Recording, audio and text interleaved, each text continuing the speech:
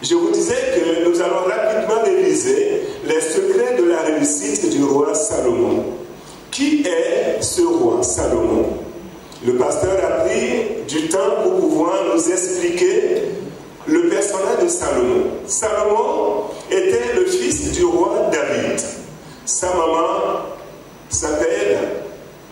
Qui me donne le nom de la maman? Cette fille, cette dame, Bathsheba. Amen. Bathsheba était la femme de Uri, un des généraux de l'armée de David. Amen. Donc il fut d'abord femme de Uri et après la mort de Uri, femme de David. Et Salomon est donc le fils de David et de Bathsheba. Amen. Et le pasteur nous a largement expliqué ce qui a fait la renommée de ce roi. Ce roi avait fait une prière à son Dieu. Je reviendrai aussi là-dessus tout à l'heure. Et quand il avait eu la possibilité de demander ce qu'il voulait, c'est comme on te tend un chèque, c'est déjà signé, on te dit rempli. On lui a donné ce chèque vierge déjà signé, et ce jeune homme qui venait de prendre le trône de Juda à la place de son père David, Dieu lui a dit, demande-moi tout ce que tu veux. Et il a demandé à Dieu de lui donner la sagesse pour pouvoir accomplir l'œuvre pour laquelle il a été choisi et placé sur le trône de Juda. Et la parole de Dieu nous dit que cette demande a plu à notre Dieu. Parce que Salomon a vu que le peuple qu'il est appelé à diriger, c'est un peuple très très immense. C'est un peuple qui ne peut même pas dénombrer, ne peut même pas recenser le peuple. Dans son jeune âge, on lui dit, tiens, c'est à toi de diriger ce peuple. Par la grâce de Dieu, Salomon avait compris que c'est seul Dieu qui rend l'homme capable d'être à son service. Il a demandé à Dieu de lui donner de la sagesse. Et Dieu, en plus de la sagesse demandée par Salomon, Dieu a ajouté de la richesse et de la gloire. Ce qui fait que la renommée de ce jeune roi, Salomon, a atteint les limites du monde entier. À tel point que la reine d'Éthiopie, le pasteur s'est également étendu là-dessus, la reine d'Éthiopie s'est déplacée jusqu'à venir à Jérusalem pour rencontrer ce roi. Elle est venue avec beaucoup de questions difficiles, beaucoup d'énigmes, pour pouvoir obtenir des réponses venant de la part de l'Éternel. Et cette dame est venue avec une suite nombreuse, avec les mains chargées de présents, d'aromates. Elle est venue avec beaucoup d'argent, beaucoup d'or. Et elle a séjourné dans le palais de Salomon. Elle a pris le temps d'observer l'accoutrement des serviteurs, des servantes de ce roi. Elle a pris le temps d'observer les bâtisses du roi. Elle a pris le temps d'écouter sa sagesse. La Bible nous dit qu'elle en avait le souffle coupé. Amen. Elle en avait le souffle coupé. Je viens d'apprendre que cette église est appelée à prospérer et elle a tout pour grandir. Amen. Dans le palais de ce roi, il y avait tout. Et avant de retourner chez elle, la reine de Séba a dit, c'est fort. Tout ce que je suis venu moi me voir, entendre, si je le quantifie, ça ne fait même pas la moitié de ce que j'ai entendu de ce roi. Alléluia. Amen. Et elle est repartie satisfaite de sa visite. Elle est repartie avec un cœur joyeux. Elle est partie de son pays païen. Elle est partie de son pays malheureuse. Mais elle est venue rencontrer le Dieu de Salomon. Amen. Elle est repartie en Égypte avec un cœur transformé. Amen. Amen. Dans une des paroles Jésus disait à son peuple, à cause de sa présence dans la vie de ses enfants, à cause de ses bénédictions sur notre vie, que 10 hommes s'attrouperont autour d'une seule personne, d'un seul juif béni, et attraperont le pan de ses vêtements en disant, nous allons avec toi, parce que nous avons appris que l'Éternel est avec toi. Alléluia. Vous vous rappelez que quand l'apôtre Pierre a refait la visite de notre Seigneur Jésus-Christ, quand il était sur son bateau, où rien ne marchait, rien ne fonctionnait, à un moment donné, Jésus s'est révélé à lui et il a obéi et il a jeté le filet. Et quand le moment de ramener le filet est arrivé, il ne pouvait pas. Ce que je veux vous faire remarquer, c'est qu'il était obligé de faire appel à d'autres personnes pour venir l'aider à sortir le filet.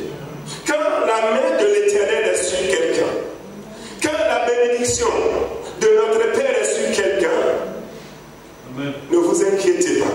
Amen. Même les païens, les nations seront à ton service. Amen. Et ça, c'est la bénédiction de Dieu qui est comme ça. Amen. Et la parole de Dieu est claire que sa bénédiction rend l'homme riche. Et quand l'Éternel bénit, sa bénédiction n'est suivie d'aucun chagrin. Amen. Salomon a connu l'abondance. Amen. Et nous allons rapidement voir les secrets pourquoi Dieu a tant béni ce jeune homme. Amen. Ici, j'ai mis que le premier secret, c'est que Salomon était héritier d'une alliance. Amen. Et lui-même, pendant tous les passages que nous avons lus, Salomon lui-même n'a juré que par cette alliance de son père David avec Dieu. Je vais rapidement vous lire 1 Roi, le chapitre 3. Le chapitre 3, je vais vous lire le verset 6. 1 Roi 3, le verset 6, il dit, Salomon répondit, tu as traité avec une grande bienveillance ton serviteur David, mon père, parce qu'il marchait en ta présence dans la fidélité, dans la justice et dans la droiture de cœur envers toi.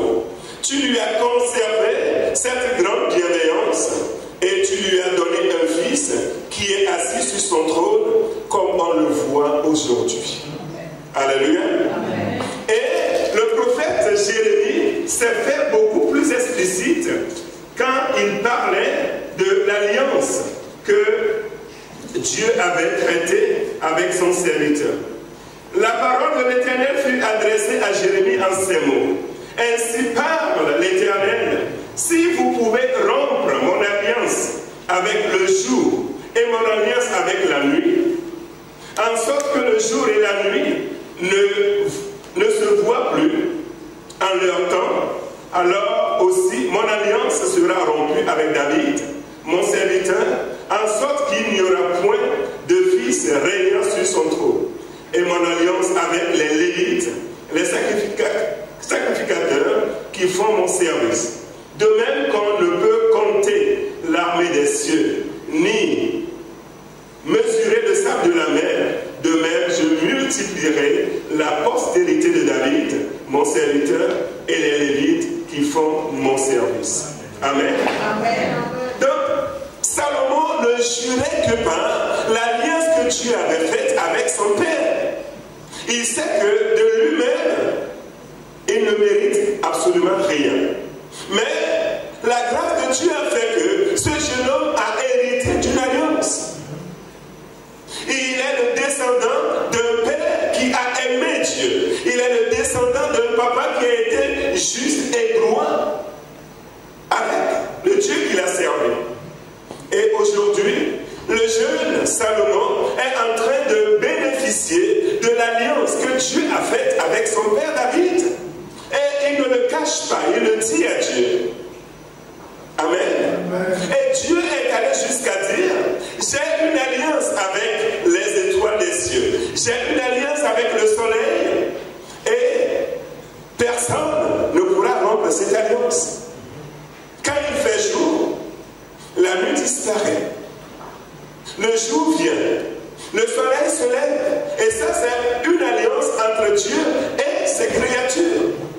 Et Dieu était en train de dire par la bouche de Jérémie, si quelqu'un est capable de rompre cette alliance entre moi et le soleil, entre moi et la lune, de telle sorte qu'il y ait un jour où le soleil ne se lève pas, cela voudra dire que cette personne sera également capable de briser mon alliance entre moi et mon serviteur David. C'est fort. Amen. Dieu est en train de confirmer sa parole. Donc Salomon a hérité de cette alliance. C'est ça son premier secret. Amen. Et Dieu, qui est un Dieu qui tient parole, Dieu garde toujours son alliance avec ses enfants. Bien-aimés, nous pouvons léguer à nos enfants des biens matériels. Nous pouvons léguer à nos enfants des maisons, de l'or, de l'argent. Mais voyez la nature de l'héritage que David a laissé à son enfant. Une alliance éternelle. Alléluia. Dieu nous a appelés et nous a fait grâce et nous a donné des enfants. Peuple de Dieu, qu'allons-nous léguer à nos enfants? Est-ce qu'ils ont dans leur vie la crainte de Dieu? Est-ce que nous sommes en train de semer dans la vie de nos enfants la crainte de l'Éternel? Ou nous nous limitons seulement aux paires de baskets, aux maisons, aux voitures, à de l'or, à de l'argent? Je me rappelle, j'avais eu le privilège d'assister au mariage de certains de nos enfants. Et je les ai appelés à un moment donné dans ma chambre d'hôtel et je leur disais, attention. Là, n'oubliez surtout pas que vous portez un nom. Et ce nom, c'est un nom d'alliance. Vous portez un nom qui est lourd de sens. Et vous vous apprêtez surtout, je disais à la jeune dame, tu t'apprêtes à rentrer dans une famille sacerdotale. Tu es en train de rentrer dans un sacerdoce. Fais attention. Tu dois honorer ce nom. Parce que ce n'est pas un nom qui te lie seulement au jeune homme qui est à côté de toi, mais c'est un nom qui te lie à un sacerdoce. Et c'est lourd à porter.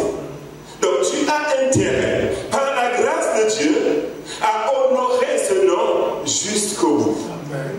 Parce que le jour où tu vas déshonorer ce nom, ce n'est pas une personne que tu déshonores, ce n'est pas une famille que tu déshonores, c'est tout un sacerdoce, c'est toute une alliance que tu foules aux pieds. Peuple de Dieu, Dieu est en alliance avec son peuple, avec ses enfants, comme il a été avec le roi David. Et il a promis que sur le trône de David, selon l'alliance qui le lie à ce dernier, il ne manquera jamais de successeur. Et Salomon a compris que quand le moment est venu et que c'est à son tour de gérer Israël, il devait le faire selon les clauses de cette alliance. Amen. Amen. Et c'est pourquoi quand Dieu lui a demandé, Dieu lui a dit, demande-moi ce que tu veux, il a déjà commencé par faire allusion à l'alliance qui liait ce Dieu avec son Père. C'est très très important, mes bien-aimés. Qu'est-ce que nous avons de précieux à léguer à nos enfants, de telle sorte que leur cœur reste attaché à l'Éternel jusqu'à la fin de leur jour. L'or passera, l'argent va passer. Les maisons que nous habitons aujourd'hui, qui peut-être reviendront à nos enfants demain, sont appelées à être détruites un jour. chaque année, pratiquement, nous faisons des travaux pour améliorer l'état de nos maisons. C'est une preuve que ce sont des biens qui sont périssables. C'est éphémère. Mais ce que toi et moi, nous devons chercher à léguer à nos enfants, ce sont des biens vraiment éternels. Amen. Ce qui va attirer le cœur de tes enfants jusque dans la vie éternelle. David a eu cette grâce-là de léguer cette alliance à son fils Salomon. Et Salomon a compris que le secret de sa réussite ne peut venir que de l'alliance que son papa avait avec le Dieu des cieux. Peuple de Dieu, si tu veux réussir dans ta vie, si tu veux que tes enfants demain réussissent dans leur vie, d'abord toi et moi, nous devons garder notre alliance avec le Dieu des cieux. Et éduquer nos enfants dans la même alliance pour que demain, nos enfants puissent avoir la crainte du Dieu vivant. Nos enfants puissent aussi décider de marcher dans la même alliance que nous. Salomon a connu le succès, il a connu la gloire, mais il avait un secret. Ses racines étaient dans l'alliance éternelle de son papa avec le Dieu des cieux. Amen. Amen. Nous allons continuer. J'ai fouillé la parole de Dieu et j'ai vu que le jeune Salomon a connu le succès et la gloire parce qu'il aimait l'Éternel. Son père a aimé l'Éternel et lui, Salomon aussi, a aimé son Dieu l'Éternel. Amen. Amen. Toujours dans 1 Roi, le chapitre 3 que nous venons de lire, vous verrez, je vais vous rapidement vous relire le même passage à partir du premier verset. Et vous verrez que il s'est passé quelque chose. Salomon s'allia par mariage avec Pharaon, roi d'Égypte. Il prit pour femme la fille de Pharaon. Et il l'amena dans la ville de David jusqu'à ce qu'il eût achevé de bâtir sa maison. La maison de l'Éternel et le mur d'enceinte de Jérusalem. Le peuple ne sacrifiait que sur les hauts lieux, car jusqu'à cette époque, il n'avait point été bâti de maison au nom de l'Éternel. Verset 3. Salomon aimait l'Éternel et suivait les coutumes de David son père. Amen. Amen. Salomon aimait l'Éternel et il respectait ses commandements. Et la parole de Dieu est claire que l'amour pour Dieu, c'est observer ses commandements. David aimait l'Éternel parce qu'il a vu son papa aimer le même Dieu. Et lui aussi, il a gardé à cœur d'aimer l'Éternel. Écoute Israël, l'Éternel Dieu est un seul Dieu. Tu l'aimeras de tout ton cœur, de toute ton âme et de toute ta force. Amen.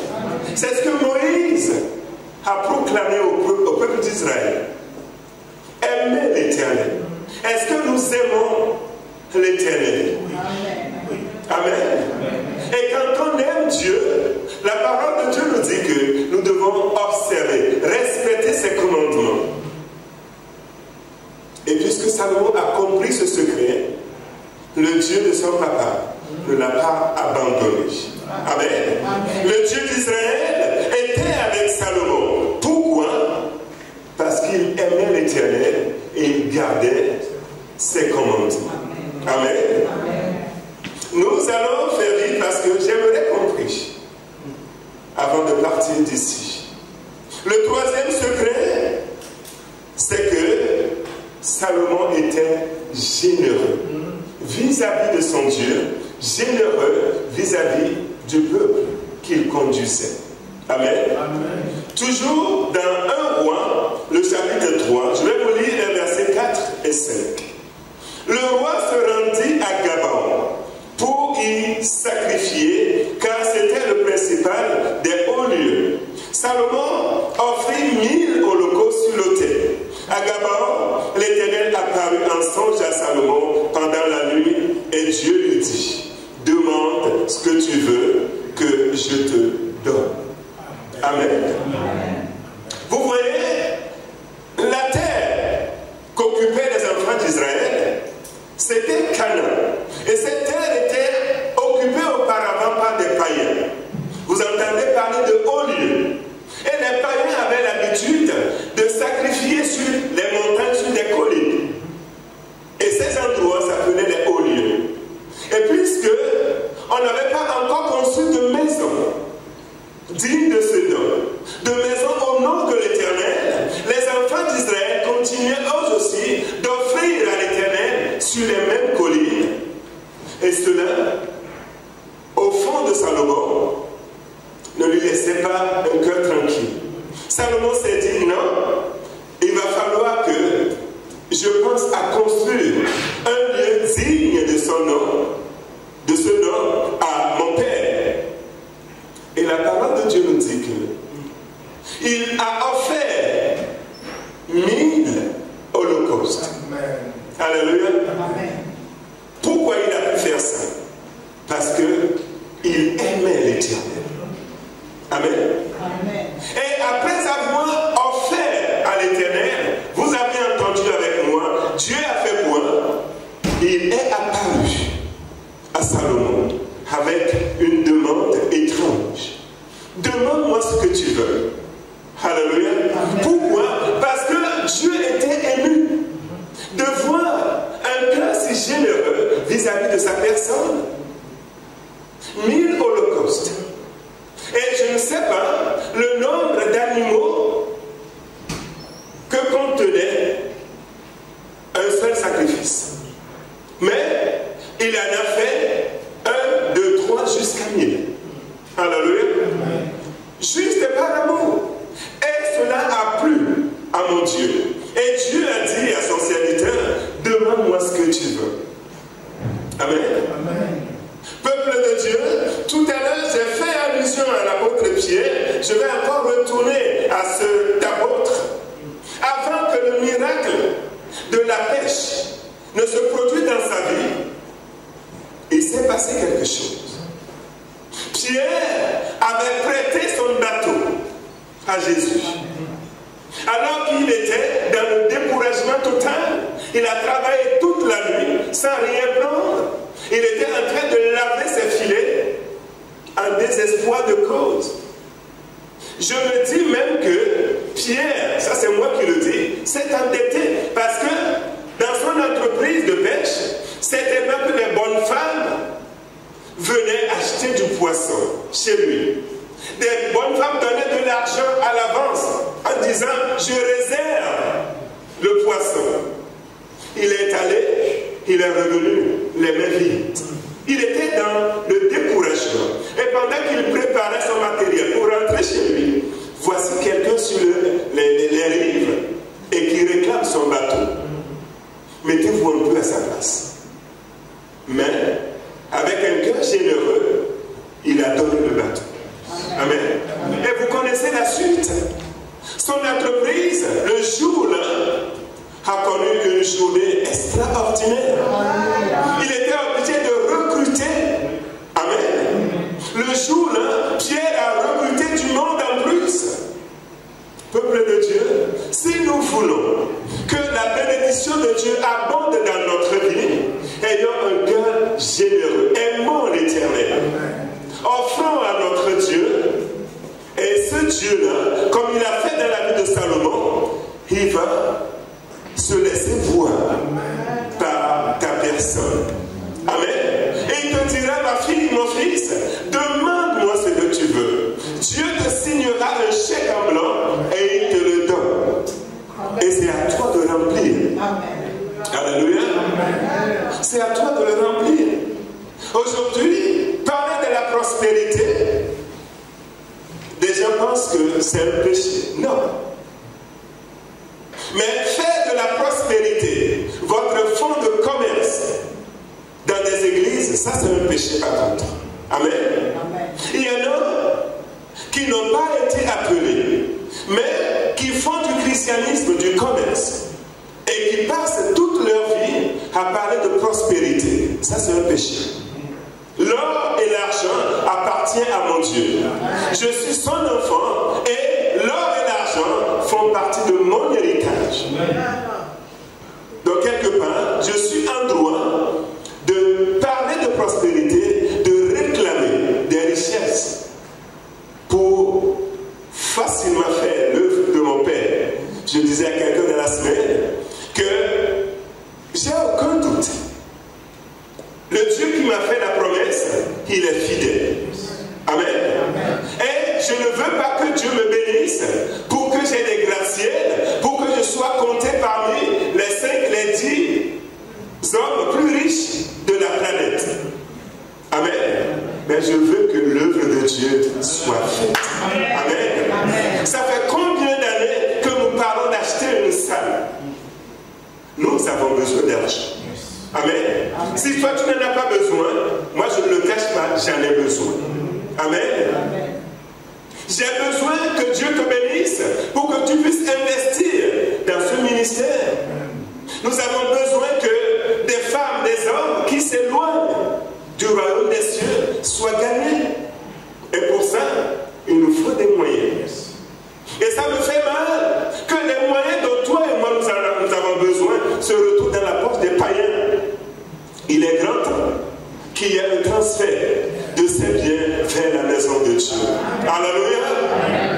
Il est grand temps. Donc, peuple de Dieu, quand vous entendez parler de bénédiction, ne dites pas ça y est. Non. C'est votre droit. Amen. En tant qu'enfant de Dieu, c'est votre droit. Regardez tout ce que Dieu a déversé dans la vie de Salomon. Et ce Dieu n'a pas changé. Amen. Le cœur que Salomon avait à l'époque, si toi et moi nous avons le même cœur aujourd'hui, si nous respectons l'alliance que nous avons avec Dieu, Dieu se montrera tel qu'est. Amen. Envers nous. Alléluia. Amen. Ayons un cœur généreux et aimons l'Éternel. Amen. Amen. Donc, Salomon était héritier d'une alliance qu'il respectait. Et nous aussi, nous devons penser à ce que nous allons léguer à nos enfants. Amen. Salomon aimait l'Éternel et observait ses commandements. Amen. La crainte de l'Éternel, nous en avons besoin. Amen. Et le commencement de la sagesse, c'est quoi? C'est cette crainte de l'Éternel. Ma prière est que l'Éternel Dieu déverse sa sagesse dans ta vie. Et que cette sagesse produise en toi la crainte de notre Dieu. Amen. Salomon avait un cœur généreux. Amen. Et après avoir ouvert son cœur et sacrifié à Gabaon, Dieu s'est révélé à lui. Et Dieu lui a fait, je dirais, la plus belle des déclarations que Salomon ait entendues pendant toute sa vie, pendant toute son existence. Demande-moi ce que tu veux et je te le donnerai. Amen. Et il a demandé le meilleur. Amen. Il y en a, on pouvait facilement demander de l'or. Amen.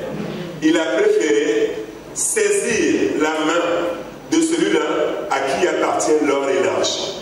Celui-là qui est le Dieu de toutes les richesses. Amen. Il a préféré son amitié avec ce Dieu.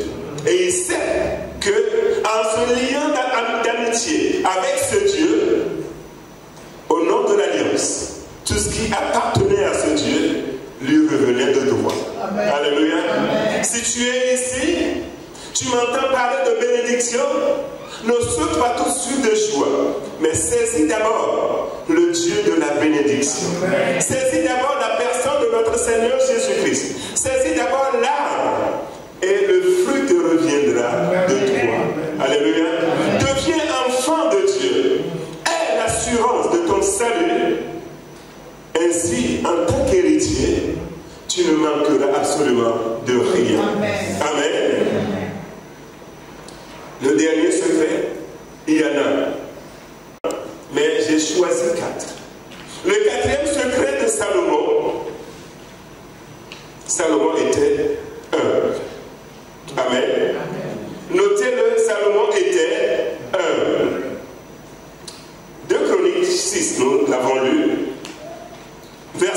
Salomon se plaça devant l'autel de l'Éternel en face de toute l'assemblée d'Israël. Il étendit ses mains, car Salomon avait fait une tribune d'airain et l'avait mise au milieu du parvis. Elle était longue de 5 coudées, large de 5 coudées et haute de 3 coudées. Il s'y plaça, se mit à genoux en face de toute l'assemblée d'Israël et étendit ses mains vers le ciel et dit Amen. C'est un roi. Il se mit au milieu de toute l'assemblée. Et la parole de Dieu nous dit quoi? Et il se mit à genoux et leva ses 2 mains vers le ciel et se mit à prier. C'est un roi.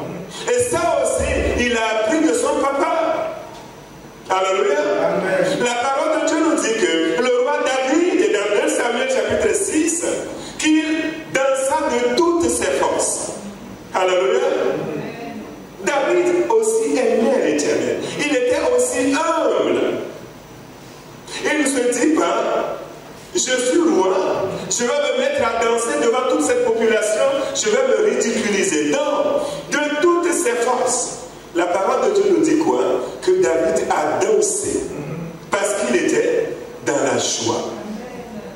Son fils Salomon s'est mis à genoux devant toute la population d'Israël. Il a levé ses 2 mains au ciel. Il n'a pas dit, c'est moi le roi. Aujourd'hui, ça me fait mal au cœur, dans la maison de Dieu, en pleine louange, d'avoir des gens, de voir des gens les 2 mains dans les poches.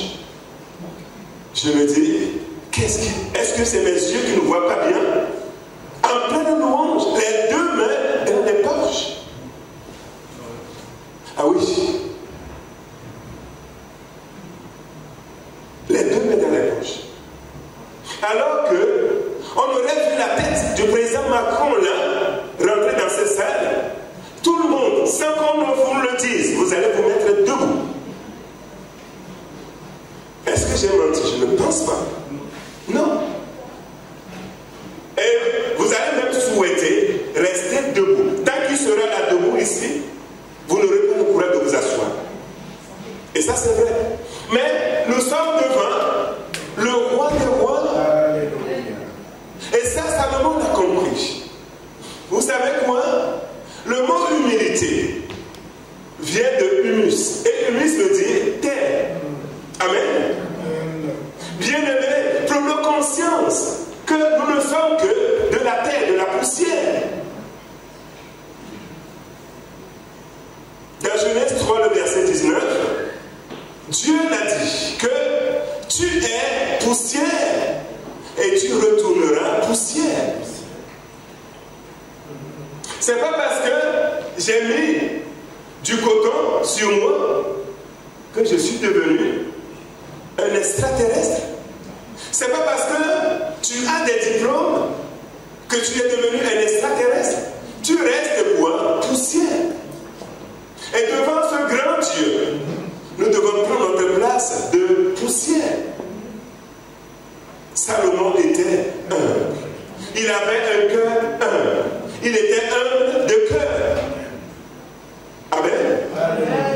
Si nous voulons connaître la réussite, si nous voulons connaître la bénédiction, si nous voulons que la gloire de l'Éternel, sa sagesse, sa présence nous habite abondamment, restons dans l'alliance avec notre Dieu.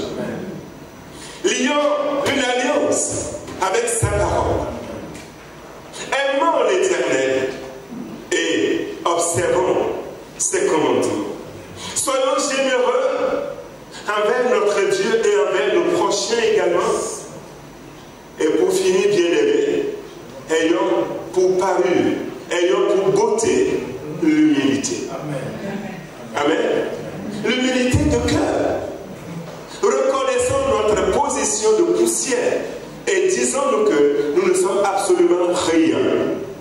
Il suffirait juste que Dieu ferme son poing sur notre souffle et nous passons. Tu seras là allongé, inanimé. On peut tout te faire. Tu ne peux plus te lever et est-ce que tu sais à qui tu as affaire? Est-ce que tu me connais? Non.